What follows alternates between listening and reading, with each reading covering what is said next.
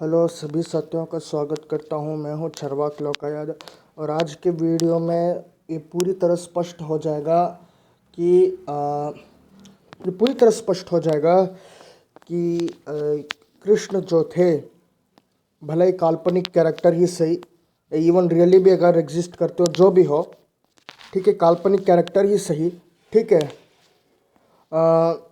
वो कास्टिस्ट थे और कृष्ण तो काल्पनिक कैरेक्टर, ये तो पता ही है। और वो जो थे वो कास्टिस्ट थे और जो लोग मानते हैं, खैर हम तो नहीं मानते कि वो एग्जिस्ट करते, लेकिन जो मानते कि वो एग्जिस्ट किया करते थे तो उनको ये पता चलना चाहिए कि भाई कृष्ण जो थे कास्टिस्ट थे। वो एक पक्ष लेते थे, एक साइड लेते थे वर्णाश्रम में। सबको बराबर और इक्वालिटी नहीं दिया वर्णाश्रम में कृष्ण ने, वो एक साइड लेते थे, एक पक्ष लेते थे। ये बात आपको समझना होगा।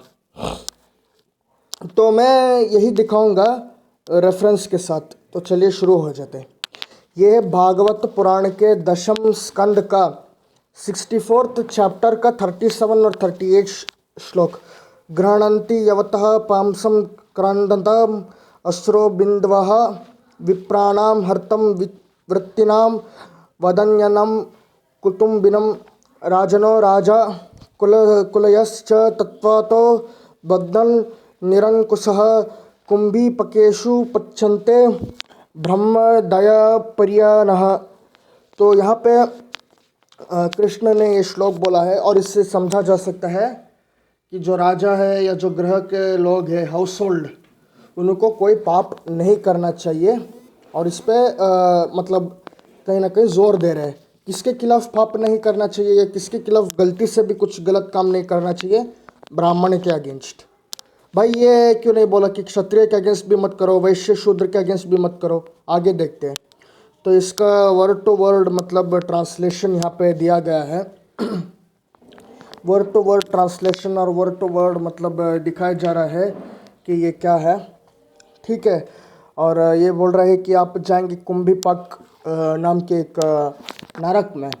तो नरक में जाने की बात कर रहा है, तो ये डराने धमकाने की बात हो गया फिर, ठीक है। और ये वर्ड टू वर्ड ट्रांसलेशन भी दिया है, तो कोई ये आर्ग्यू नहीं कर सकता कि भाई मैंने संस्कृत कुछ गलत पढ़ दिया या मैंने संस्कृत का कुछ गलत मीनिंग बोल दिया। ये इस्कॉन का ट्रांसलेशन है, इस्कॉन का भागवतम उठा के मैं दिखा रहा हूँ वहीं से, ठीक है। और नेक्स्ट मैं दिखाता हूँ एक्चुअली क्या बोल रहा है। For as many years as there are particles of dust touched by the tears of generous brahmanas who have dependent families and whose property is stolen, uncontrolled kings who usurp a brahmana's property are cooked along with their royal families in the hell known as Kumbhipaka. तो एक नरक है और वहाँ पे पका दिया जाएगा राजा को, अगर वो राजा जो है वो ब्राह्मण की संपत्ति हड़पता है।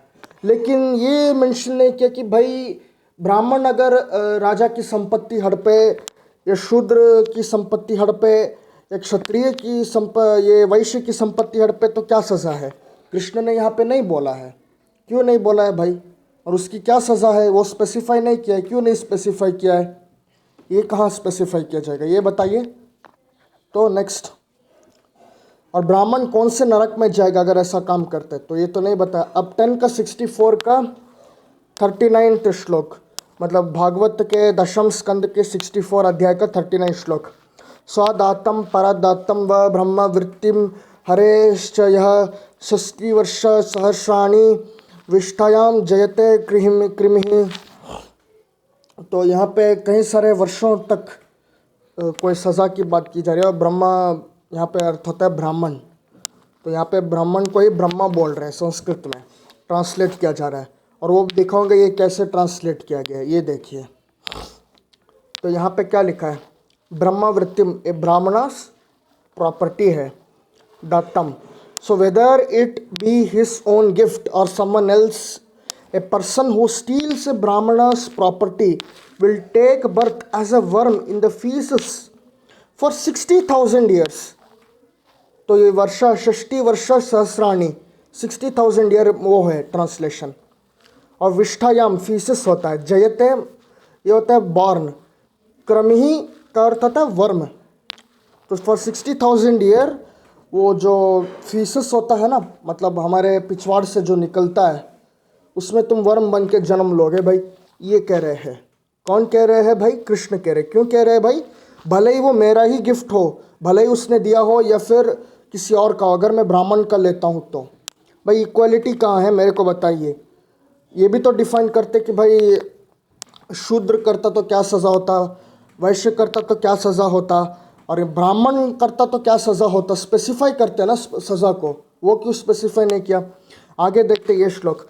नामे ब्रह्म धननाम भूयद यद्ग्रवल पयसु नरः पराजितस च्युत राज्यद भवन्ति उद्वेजिनो हयः।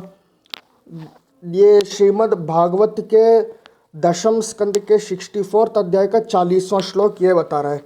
अब हम इसका ये वर्ड टू वर्ड ट्रांसलेशन भी देख लेते हैं और पूरा मीनिंग क्या है ये भी देख लेते हैं। ये देखिए क्या बोल रहा है। I do not desire Brahmana's wealth, those who lust after it become short lived and are defeated, those lose their kingdoms and become snakes who trouble others. तो मैं एक चीज़ पूछना चाहता हूँ, अगर यही चीज़ कोई और शूद्र की तरफ, वैश्य की तरफ, एक क्षत्रिय की तरफ करे तो उनके लिए क्या सज़ा है, उनके लिए क्या हो जाता है, वो भी बता देते। तो इक्वालिटी कहाँ है इस वर्णाश्रम में, मेरे को बताइए। यहाँ पे तो सज़ा है ना, ब्राह्मण का चुरा लेने पे इतना बड़ा सज़ा है। ठीक है, अगर क्षत्रिय का कोई चुरा लेता है, वैश्य का शूद्र का चुरा लेता है, उनको क्यों नहीं बोला जाता?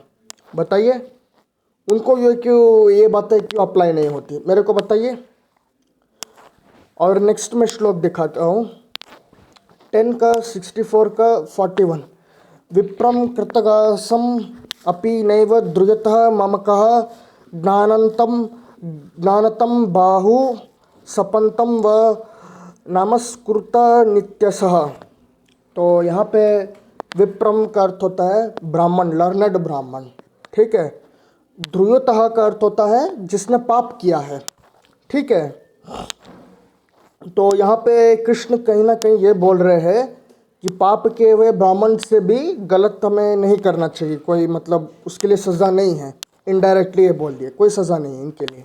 हाँ, my dear followers, never treat a learned brahmana harshly even if he has sinned, even if he attacks you physically और repeatedly curses you, always continue to offer him obeisances. ओ भाई, ब्राह्मण चाहे कुछ भी कर सकता है, पाप कर लेगा, वो तुमसे फिजिकली अटैक कर सकता है, वो तुम्हें श्राप दे सकता है, वो कुछ भी करेगा, तुम्हें उससे लड़ना नहीं चाहिए, कुछ नहीं करना चाहिए। वाह भैया, गजब के है भाई। तो ये मानसिक गुलामी तो नहीं है ये, अगर कोई ऐसा सोच के चलता है तो सच में। और वो लर्नेड ब्राह्मण कैसे हो गया? अगर उसने कोई पाप किया है तो लर्नेड कैसे हो गया फिर, मेरे को बताइए। ये क्यों नहीं बोला कि शूद्र भी लर्नेड है, क्षत्रिय भी लर्नेड है, वैश्य भी लर्नेड है? यही बात उन पे क्यों ना लागू नहीं होती? वही बात क्यों नहीं बोले कि उन पे अगर कोई करे तो वो नहीं करना चाहिए, शूद्र ऐसा करे, क्षत्रिय ऐसा करे, वैश्य ऐसा करे तो नहीं होना चाहिए? ये इनइक्वलिटी क्यों है? नेक्स्ट 10 का 64 का 42। यथाम प्रणामे विप्रान अनुकालम समहितः तथा नामता योवम च यो नृत्य में स दंडभाक। अच्छा, तो यहाँ पे पूरा श्लोक मैंने पढ़ दिया। ये भागवत के दशम स्कंद के 64 अध्याय का 42 श्लोक है।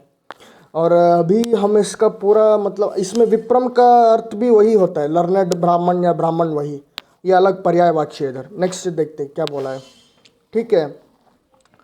क्या बोला? Just as I always carefully bow down to brahmana, so all of you should likewise bow down to them, I will punish anyone who acts otherwise. अच्छा, तो भाई ब्राह्मण के सामने झुकना चाहिए, नहीं झुकोगे तो कृष्ण जो है दंड दे देंगे आपको, ये बोल रहे भागवत का।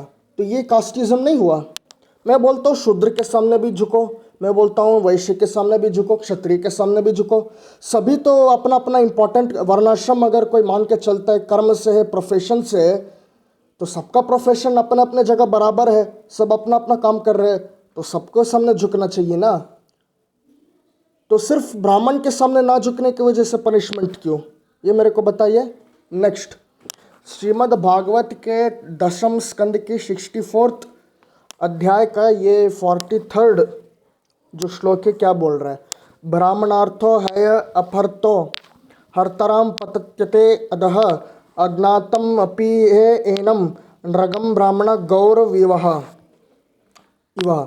तो मतलब क्या है कि गलती से भी ब्राह्मण के प्रॉपर्टी को लेना नहीं चाहिए, गलती से भी चोरी नहीं करनी चाहिए। मतलब गलती से चोरी अगर जानबूझ के करता है तो गलत होता है, गलती से भी चोरी कर जाओगे तो वही हाल हो जाएगा जो राजा नरग का हो जाता है। ये कृष्ण कह रहे हैं यहाँ पे। When a Brahmana's property is stolen even unknowingly it certainly causes the person who takes it to fall down just as brahmana's cow did to नरका। अच्छा, तो मैं जिस तरह से नरक जो है वो एक शापित हो गए या कुछ हो गए, मतलब गिर गए, तो वो गलती से किए थे, गलती से करने से भी एक मतलब पाप लग जाता है आपको। जानबूझ के करना तो मेरे को समझ में आता है कि ठीक है चलो गलत काम है, सज़ा मिल जाएगी, गलती से करने के लिए भी पाप माना जा रहा है। ये गजब का है। ये मतलब कृष्ण की ये क्या जातिवादी मानसिकता नहीं दिखाता है, ये इनका ब्राह्मणवादी सोच नहीं दिखाता है, ये ज़रा सोचने वाली बात है ये। तो इसी पे आज मैं वीडियो एंड करता हूँ। और लाइव ये जो वीडियो है, इस वीडियो को आप ज़रा शेयर कीजिए और लाइक कीजिए और कमेंट ज़रूर कीजिए मेरे को, ताकि पता चले कि आपको ये कंटेंट कैसा लगा। और वीडियो ऐसे ही देखते रहिए और चैनल को सब्सक्राइब कर लीजिए अगर नहीं किया है। अगर आप नए व्यूअर हैं, सब्सक्राइब नहीं किए तो कर लीजिए। और साथ ही मैं ये भी बता देना चाहता हूँ कि चैनल पे जो बेल आइकन है उसको भी दबा लीजिए, ताकि आपको मेरे हर नए वीडियो का नोटिफिकेशन मिलता रहे। तो ये इसी तरह मेरा काम चलता रहेगा, वीडियो बनाता रहूँगा ताकि आपको अच्छे अच्छे क्वालिटी कंटेंट मिलते रहे। और इसी तरह आप लोगों में अवेयरनेस भी फैलाते रहे और लोगों को समझाते भी रहे कि हमें धर्म, मज़हब, रिलीजन, चाहे वो कोई भी रिलीजन हो, मैं सिर्फ हिंदू धर्म की बात नहीं कर रहा हूँ या सिर्फ ब्राह्मण धर्म की बात नहीं कर रहा हूँ। इस्लाम, क्रिश्चियनिटी, सिखिज़म, वो सारे रिलीजन को छोड़ दे, मेरा ये पॉइंट। इवन बुद्धिज़्म हो, जैनिज़्म हो, सब कुछ छोड़ दे। धन्यवाद बहुत बहुत।